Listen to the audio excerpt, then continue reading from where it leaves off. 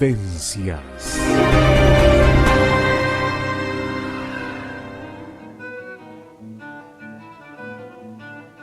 Mano a mano y sin diván. La columna de Jorge Schneiderman en Vivencias. Y ya estamos aquí con el licenciado Jorge Schneiderman en su columna Mano a Mano y Sin Diván. Y vamos a orientarnos en el tema de la vocación hacia un mundo real, ¿no? Qué difícil. ¿Cómo estás? Hola, buenas tardes. ¿qué tal? Un Bien. tema de muchos años que tiene un debe, yo creo, históricamente. Sí, yo creo que el tema de la orientación vocacional es un tema que hoy cobra, a la luz de los cambios que estamos viviendo, cobra una significación mayúscula, ¿no? Ujú. ¿Qué es la vocación? Podemos orientar la vocación, ¿no? La palabra vocación viene de vocare, del latín, el llamado, es eso que te nace, ¿no? Eso visceral que te dice esto es lo mío, este es el territorio donde yo me muevo con comodidad, esto me convoca, Claro. esto me hace sentir realizado, este es mi lugar en el mundo. Y bueno, antiguamente, y no tan antiguamente, qué sé yo, el individuo que se formaba en una profesión Sí. en la década del 30, 40, no sé, ponele abogado, sabía que ese tipo iba a recorrer un camino, que iba a ser abogado durante 30, 40 años, Sí. y que la abogacía no iba a variar demasiado en cuanto a sus contenidos, Ujú. en cuanto a los temas de inserción laboral, especialidades, era Sí. todo bastante estático, ¿no? Claro. No podemos hablar de una dinámica, de una evolución de las profesiones. Entonces vos, hasta en la década del 30, 40, 50 y 60 y 70, te diría que hasta también, ¿no? En ciertos aspectos, como que sabías que te preparabas para durante toda la vida dedicarte a una profesión y como que no ibas a tener demasiados sobresaltos. Ahora, ¿qué nos aguarda, Andrea? Claro. El mundo actual Está ya cambiando. ha cambiado.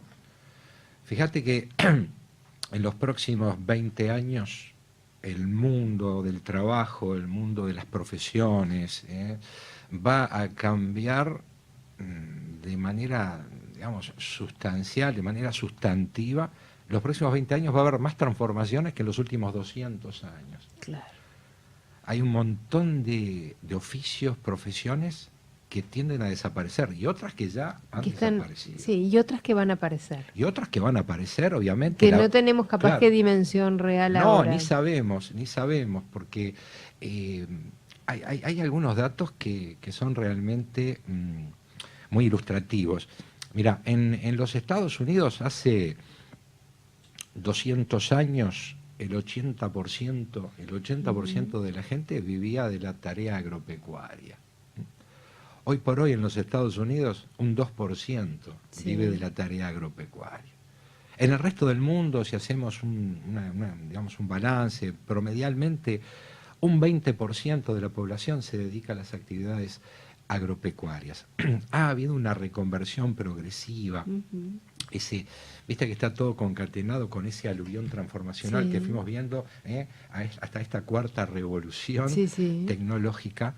Se ha transfigurado un poco todo ese tema de la inserción laboral.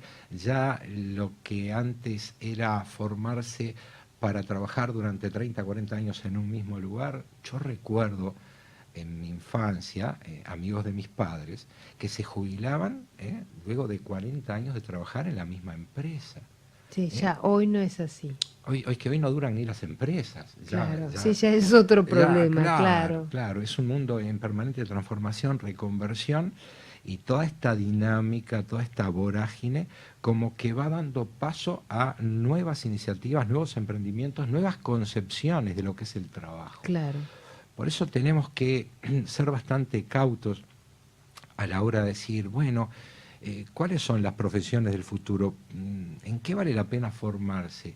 Y bueno, el 40% de los trabajos que hoy desempeñamos, de aquí a 2030 aproximadamente, ya no van a existir.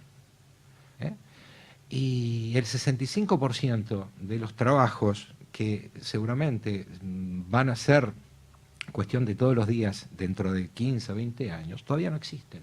Claro. O sea, es muy difícil decir, bueno, ¿qué voy a hacer? ¿qué voy a hacer? O estudie esto, estudie el otro. Hay algo que sí, yo creo que vamos a hacer todos contestes, que hoy por hoy darle la espalda a la tecnología es algo, digamos, es un acto, vamos a decir, de irresponsabilidad de cara al futuro, sobre todo la gente joven. Claro, hay como bajarte del mundo, ¿no? Es como darle la bajarte del espalda mundo. a Es la como decía tecnología. Mafalda, ¿te acordás? Sí. Pan en el mundo que me quiero bajar, Bueno, sí, no. Imposible. Imposible.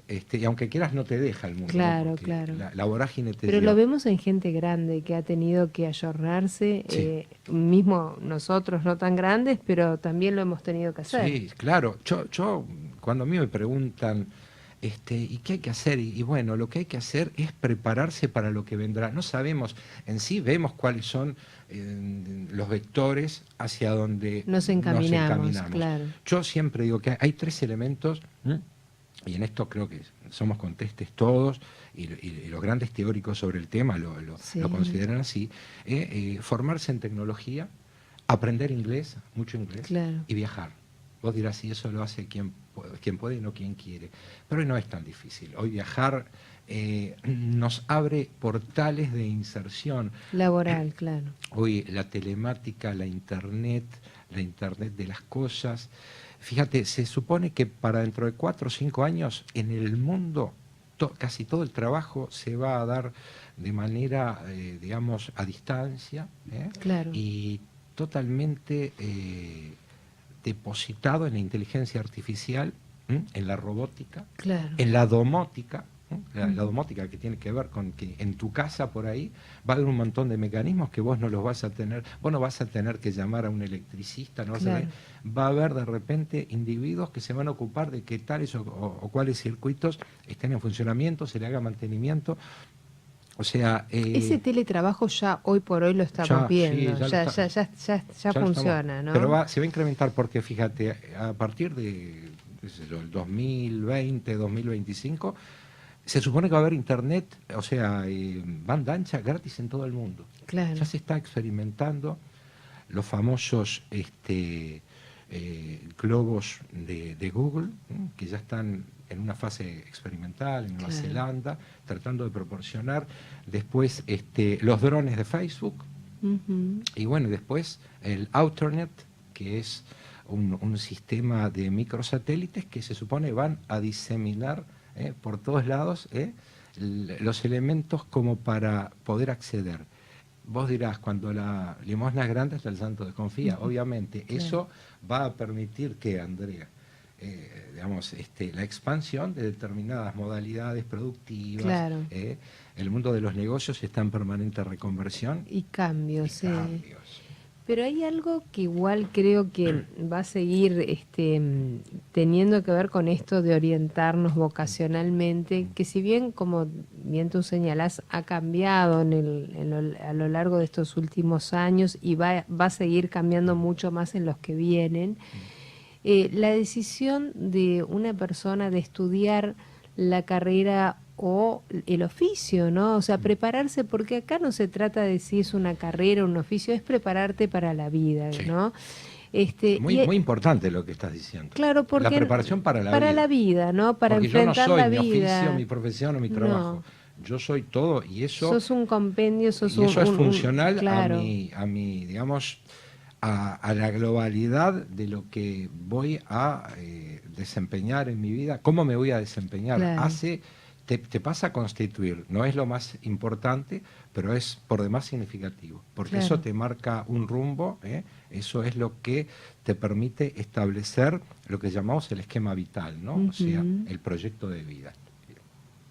Por eso mismo, ¿no? Ese proyecto de vida que estamos, que se elige tempranamente, ¿no? Porque los jóvenes los tienen que elegir tempranamente y lo hemos tenido que elegir muchas personas tempranamente, no siempre nos conduce por buen camino, porque ¿qué pasa? A la hora de decidir, la persona es muy joven, no sabe ni dónde está parada y tiene que decidir qué va a hacer con su vida cuando ni siquiera sabe lo que quiere, ¿no? Exactamente. Y eso creo que un poco también sigue tocando a estos días, si bien han cambiado los sistemas y seguirán cambiando, es una decisión que se sigue teniendo que abordar en una edad en la que sos adolescente. Sí. Ese es el problema, ¿no? Que estás procesando Un montón de ideas, de y- cosas y no viendo. sabes bien para dónde vas, ¿no? ¿Cómo se puede manejar eso? ¿Cómo orientar a esos jóvenes que todavía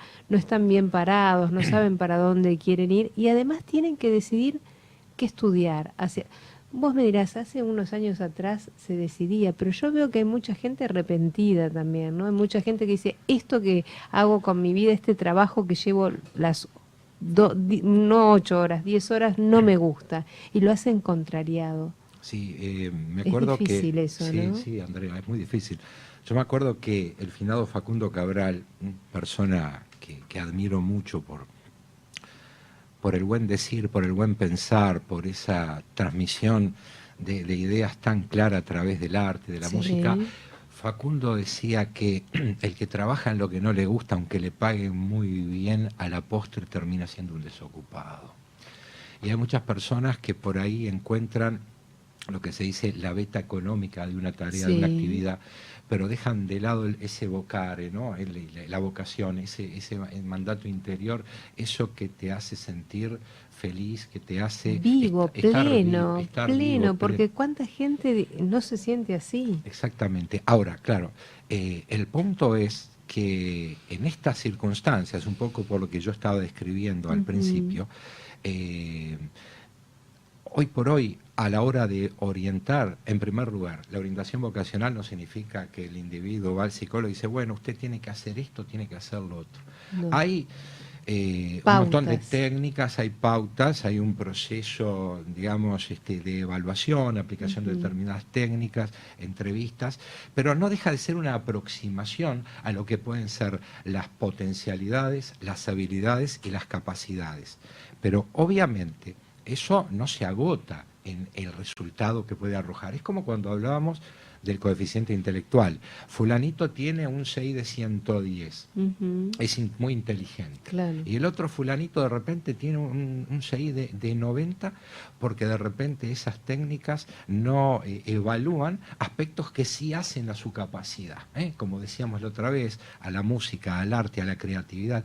Y el mundo del futuro para el cual se tienen que formar los jóvenes es un mundo donde ya no va a estar de por medio ni el trabajo físico, ni el trabajo rutinario, monótono. Va a ser tiempo de innovación, de creación, de reconversión.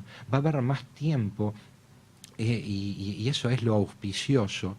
Y esto un poco se anota, un poco con lo que dice un autor, Steve Pinker.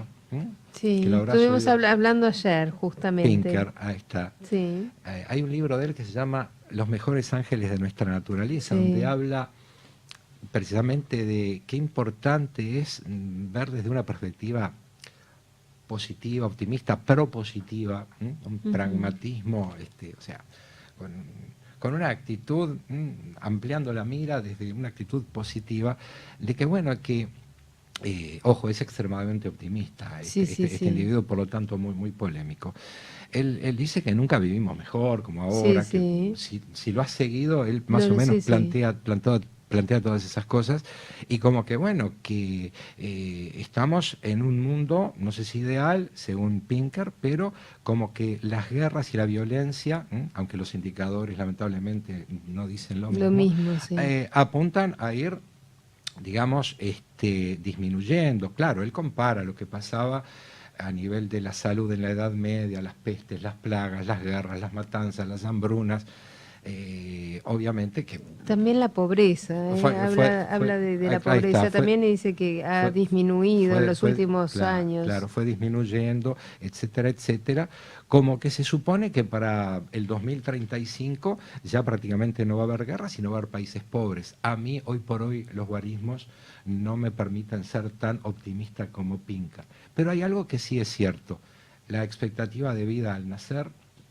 es mayor, la medicina ha evolucionado, hay un montón de variables que tienen que ver, qué sé yo, con la calidad de los alimentos, y obviamente eso nos permite por ahí abrir unas puertas, ¿no? Fíjate que en el Uruguay, hoy por hoy, el promedio de vida al nacer es de 78 años. En la década del 40, cuando tenías 50 años, ya estabas grande. Y si provenías de una clase acomodada y acceso a una buena alimentación y a medicamentos, a los 60 y pico todavía le ibas llevando, ¿no? Claro, pero él también me parece que tiene que ver, aunque no, uno no tenga que estar 100% de acuerdo con él y tengamos nuestras discrepancias, creo que apunta a un cambio de mentalidad, ¿no? Seguro. Porque señala, un cambio de paradigma. y de paradigma, porque señala que de pronto hay mucha gente, que lo comentábamos, que está descreída, muy negativa, y que dice, bueno, si el mundo está tan mal, ¿para qué hacer algo más? Muy apocalíptico. Sí, muy apocalíptico, ¿no? Entonces, con eso, ¿no? También se puede trasladar al estudio, ¿no? Suponte que un chico empiece y dice, bueno, o los mismos padres fomentan, ¿para qué vas a estudiar? Porque en este mundo, así como están las cosas, o sea, hay un poco, no digo de toda la gente, porque sería... Pero hay gente que piensa así, ¿no? Que ya está todo tan mal que para qué hacer algo por cambiar esto. En ese sentido comparto contigo de que es como un aporte compensatorio, ¿no? Ante toda esa visión apocalíptica. Y yo creo que no hay que ser tan extremadamente optimista como Pinker o como quienes lo siguen, ni tampoco tan apocalíptico como los que dicen. Yo creo que hay que ir, hablando en términos criollos, orejeando, pero si hay algo que no hay que detenerse es en el proceso de crecimiento personal. A ver, si alguien quiere ser abogado, que estudie, si le nace, si ha llegado, que lo haga. El rol, la profesión del abogado o del médico o del periodista, obviamente va a ir evolucionando, pero yo creo que todo el tema de la automatización, la robótica, va a liberar por ahí al médico de ciertas tareas más específicamente ligadas a la tecnología y de repente le permite una apertura más hacia lo humano. Yo creo que va a tener más tiempo, más comodidad, en la medida que se apliquen adecuadamente las cosas. ¿No? Es como cuando hablábamos de tecnología, decís, la tecnología vino para darnos más tiempo, para disfrutar, para vivir, para tener más tiempo libre. Pero la cuestión es que a mucha gente el tiempo libre también se pasa con la tablet. Claro, entonces, si no se utiliza en forma adecuada... Ahí está. Yo creo que más allá de los cambios y el progresivo proceso transformacional, yo creo que hay que seguir apostando a la vocación. Ahora, vos dijiste algo que es muy interesante. ¿Cómo detectar, cómo saber que uno está preparado para elegir? No sé cómo estamos de tiempo. Mira, hacemos una breve pausa y contestamos la pregunta cómo elegir a una, o si estamos preparados, a qué edad darnos cuenta de esa preparación, que es tan importante esa pregunta. Por supuesto que sí. Hacemos una breve pausa, quedan abiertas las líneas de comunicación y continuamos aquí en Mano a Mano y Sin Diván en Vivencias con el licenciado Jorge Schneiderman. Mano a Mano y Sin Diván, la columna de Jorge Schneiderman en Vivencias.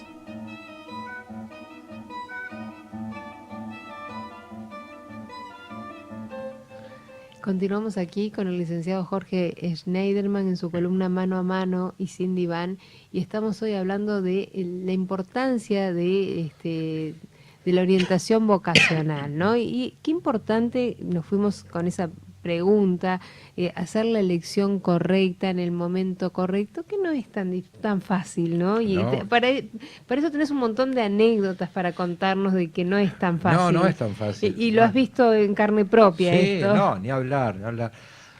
Bueno, yo durante muchos años fui docente de la Universidad de la República y de otras instituciones terciarias también, ¿no?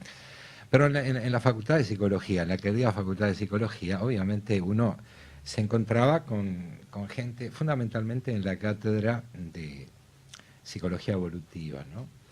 Era una materia que se daba en segundo, donde la gente estaba ahí como haciendo sus primeros escarceos. Entonces, claro, en esos primeros días de clase, uno en ese feedback, en ese Sí. ida y vuelta, y bueno, muchachos, ¿qué es lo que les convoca? Sí, ¿Por qué sí, la porque están psicología? acá, claro. Y es gracioso, ¿no? Pues, estuve a punto de sistematizar esos datos, no sé, hasta escribir alguna cosa, Claro. porque cabalgaba entre lo cómico Y lo y lo dramático. dramático.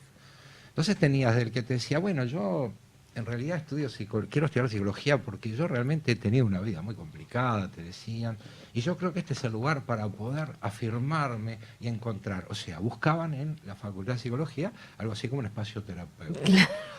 Otros que decían, bueno, yo en realidad ya terminé Derecho o Ciencias Económicas, y bueno, esto me interesa porque para tener un barniz culturológico, para incorporar más cosas, una señora un día fue tan sincera, dice, bueno, yo en realidad crié a mis hijos y tengo tanto tiempo libre, y se pueden escuchar cosas interesantes acá. Una señora mayor aún dice, bueno, en realidad me da vergüenza, pero voy a confesar, me insistieron tanto, que estoy todo el día en casa, dice, y aparte tengo boletos gratis. Mirá las cosas que vos te encontrabas, ¿eh? Ojo, también la gente que por ahí decían, bueno, a mí esto me mueve, me conmueve, me interesó siempre el ser humano, entender los intrincados mecanismos del pensamiento, gente, qué sé yo, apasionada por la neurociencia. O sea, encontrabas también gente bien Claro. plantada de cara a lo que es la A lo que formación. sí, a lo que van a Claro, estudiar. pero hablando con amigos de otras ramas de la enseñanza, de otras profesiones, como que esa desorientación es muy frecuente. También en otras facultades. En otras facultades también. Entonces vos te das cuenta de que hay algo que está fallando. Por otro lado, que en un país tan chico haya 8.000 estudiantes de Derecho, 5.000 de Psicología, 11.000 de Medicina. Estamos realmente explorando cuáles son esas habilidades. Le estamos dando chance a las personas de dar precisamente su mejor versión posible de cara a una formación. Entonces, vos decías algo muy interesante. A los 14 años o 15 años, él dice, bueno, ¿qué orientación, qué bachillerato? Claro. Y el individuo de repente no ha tenido por ahí la posibilidad de tener una familia continentadora, donde le incentive la búsqueda, y por ahí de pronto se ve arrojado Sí, sí. a una realidad, y bueno, empieza el famoso descarte, o creo que, o como vi una película de esto, leí un libro de esto, no se da el tiempo para definir. Por eso yo siempre señalo que no se trata de, primero, la palabra carrera me rechina, siempre me rechinó la palabra carrera. Yo creo, me gusta hablar de formación, porque hay mucha gente Sí, que por eso yo te dije oficio o No, pero no, pero también porque por eso que estás diciendo oficio o prepararte, como te digo, para la vida, eso ¿no? también, no, pero digo carrera en el sentido Parece de tiempo. de Carrera parece tiempo, que te como están. una suerte de carrera de vallas, Sí, ¿no? sí. Y entonces yo creo que la persona debe darse el tiempo para... Digamos una profesión. Así Sí, es una profesión, así pero está no, o sea, es válido, no es es válido, más sí, no, un no, no, pero profesional entiendo. universitario que un profesional egresado de un instituto tecnológico, no, o No, técnico. no, no. Me refiero a que darse el tiempo, sea quien sea, para poder pensarse y no inmediatamente ingresar en un mundo que seguramente implica un esfuerzo personal o familiar.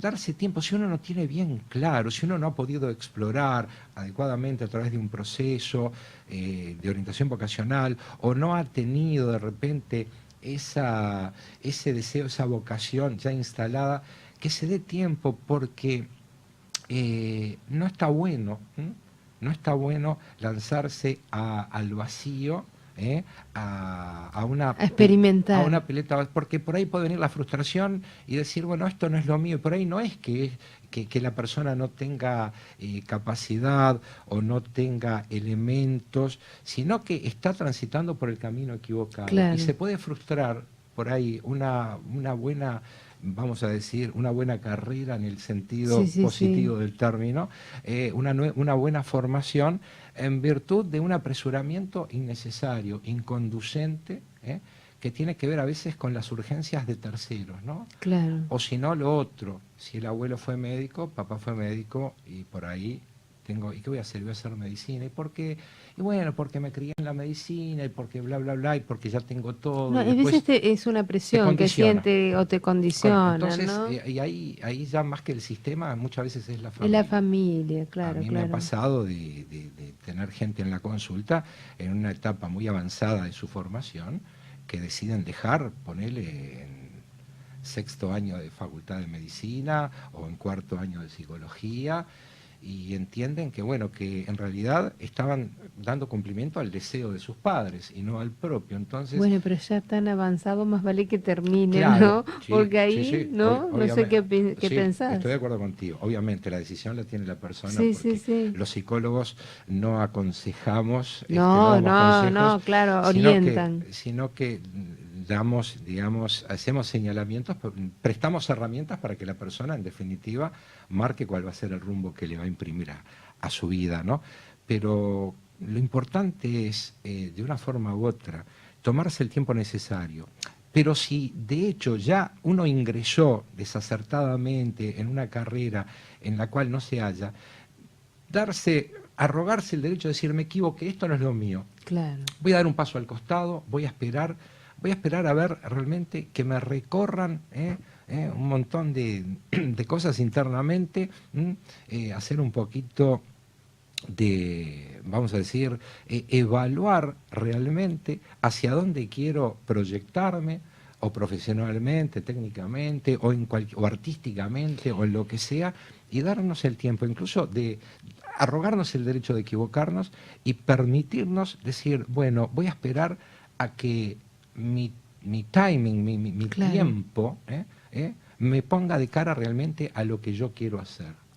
Perfecto. Te voy a invitar a hacer una breve ¿Cómo pausa y no? luego de la pausa seguimos con este tema tan interesante que creo que importa muchísimo Creo que sí. para los jóvenes y para los no tan jóvenes que se han equivocado en el sendero Nunca es de su tarde. decisión. Nunca es tarde. Mano a mano y sin diván. La columna de Jorge Schneiderman en Vivencias.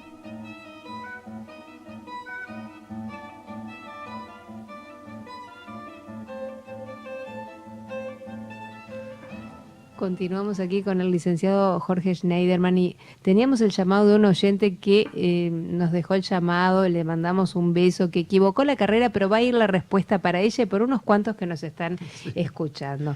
Yo te decía, Jorge, fuera de micrófono, Sí. que me parece que más allá de tomar la correcta decisión de mirar hacia cuál es nuestra vocación, primero hay que conocerse a uno mismo antes de tomar esa decisión. Por eso creo que están los graves errores y las equivocaciones, porque realmente no, cuando decidimos todavía no sabemos ni quiénes somos, ¿no?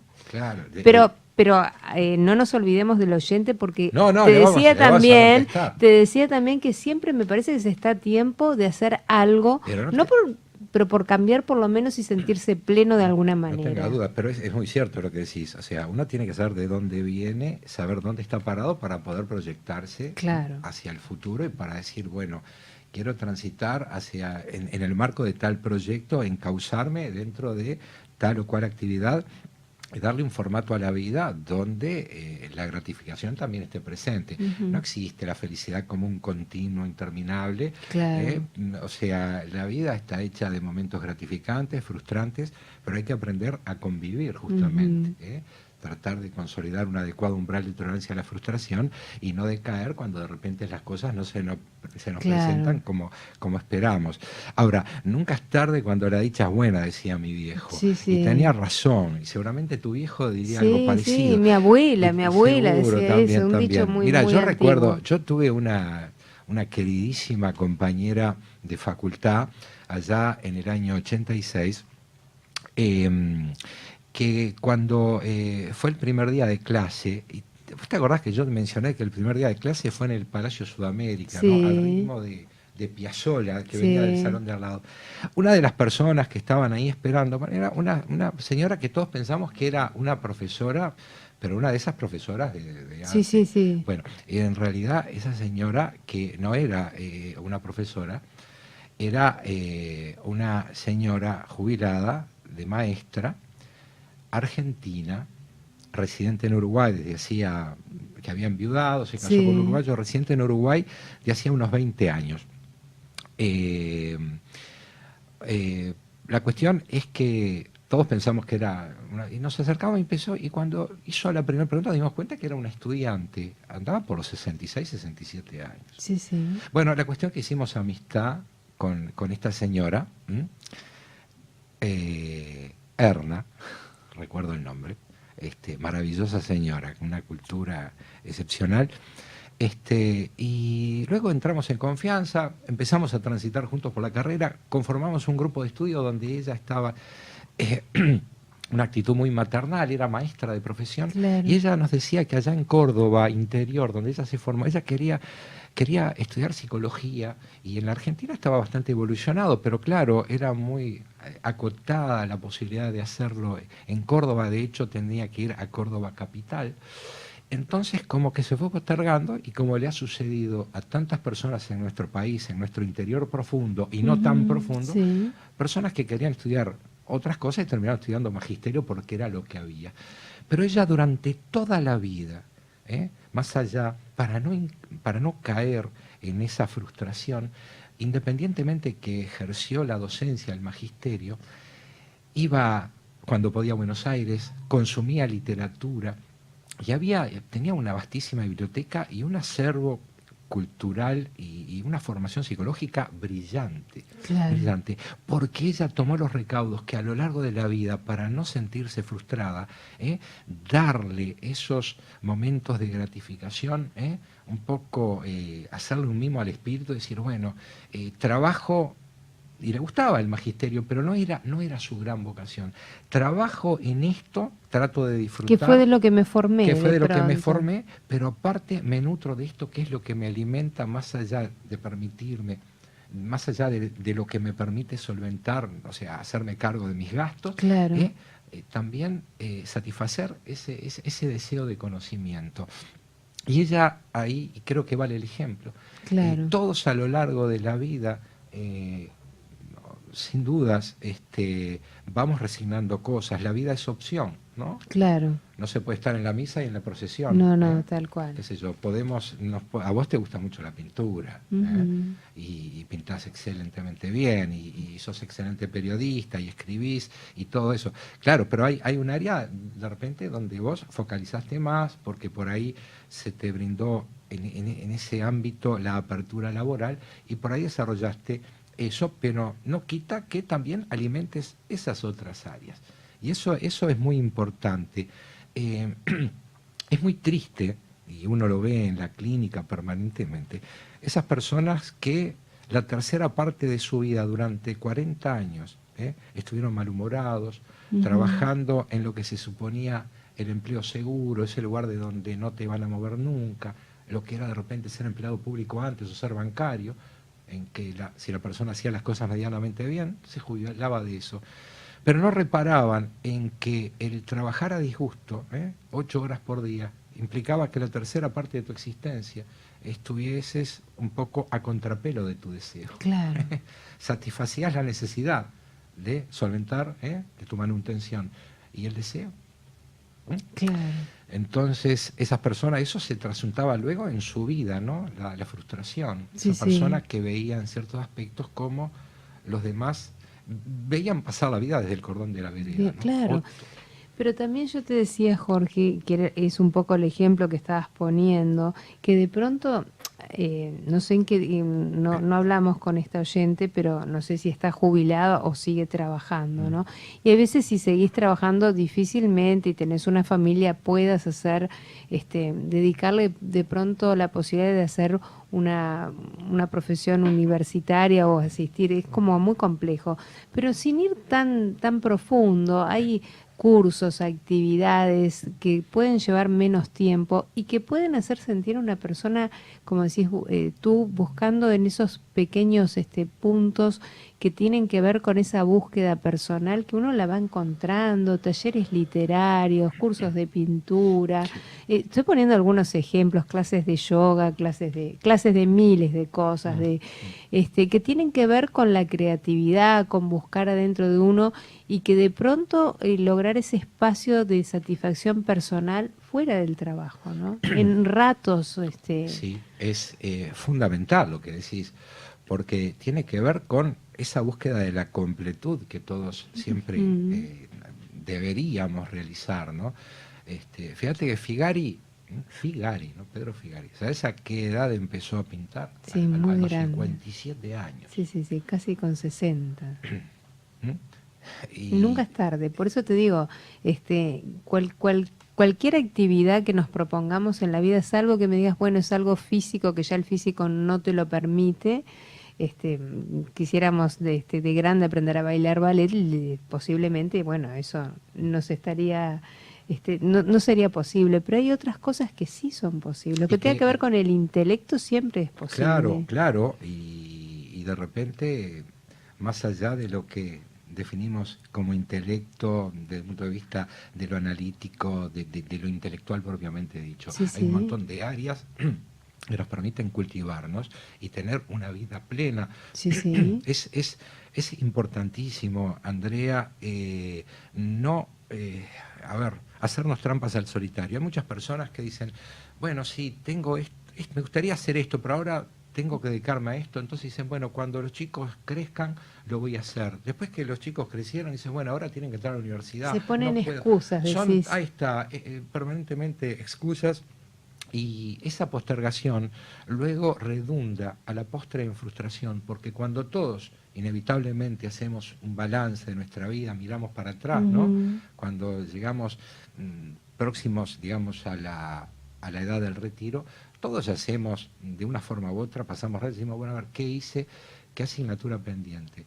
Y no es la misma la situación, de repente, de esta colega mía, Erna, que al final no se postergó y que de una forma u otra esperó el momento para poder cristalizar eso, a la persona que llega con una asignatura pendiente en una etapa donde por ahí ya no es realizable. Porque hay muchas cosas que son concretables, Claro. otras que no. A otras que no, pero también algo de lo que estás diciendo me parece que es fundamental siempre tener una asignatura pendiente. Siempre Creo la zanahoria adelante. Claro, O sea, pero eso te hace vivir, o sea, llegar con plenitud, ¿no? Es lo que hablábamos las otras veces, el tener un proyecto de vida que no se agote, debemos tener siempre metas. Cada día que te levantás. Claro, a ver, en el aleatorio reparto de la existencia somos seres privilegiados. Claro. Andrea. Estamos acá, el hecho de estar acá ya somos privilegiados, independientemente de toda creencia o de toda filosofía en cuanto a lo que es la existencia. Entonces, todos debemos, para tener una vida plena, más allá de las peripecias y las contingencias que por ahí no dependen de nosotros, debemos establecernos siempre metas a corto, mediano y largo plazo, y dar siempre cabida a los sueños, y de a poquito apostar siempre a la búsqueda de nuestra mejor versión posible, tratar de encontrarnos a nosotros mismos. Y cuando concretamos esta meta, bueno, entramos en esta otra fase y nos vamos siempre poniendo delante desafíos. Es la mejor manera de mantenerse vivo. Y obviamente, a medida que pasa el tiempo, por ahí, cuando transitamos por esa meseta, ¿no?, evolutiva, y luego entramos ya en los años donde ya nos aproximamos al retiro, hay un montón de capacidades que por ahí entran en descaecimiento, pero tenemos compensando eso un montón de experiencia, un montón de caminos recorridos que nos permiten seguir asumiendo desafíos, trazándonos metas y propósitos. Miro el reloj Y se nos han ido los minutos, es un placer. Creo que el tema da para que sigamos. Yo creo que podríamos seguirlo, tenemos ¿no? que hacer un parte 2, me parece, Sí, Jorge, sí, si te sí, parece sí, bien, porque sí. que esta orientación vocacional daría para hablar mucho más y orientarnos también en los jóvenes que recién, que no pudimos hablar demasiado porque nos fuimos Sí. yendo por algunos otros temas Pero que lo tenían vamos que a ver, hacer, ¿no? sí. Tienen que ver con la mala decisión de a veces de haber tomado no el camino más correcto. Y la orientación vocacional trasciende los acotados márgenes del aula, ¿no? Digamos, Claro. la vocación es mucho más abarcativa. Y más en estos tiempos donde la educación va más allá del aula. Hoy está prácticamente caducando el tema de la clase presencial, las sillas, Claro. el docente. Se está ampliando el espectro y bueno, lo vamos a abordar. Bueno, ¿te parece Lo el próximo abordaremos. martes lo abordamos? Sí. Muchísimas gracias. Por favor. Hacemos una breve pausa y ya estamos. Vivencias.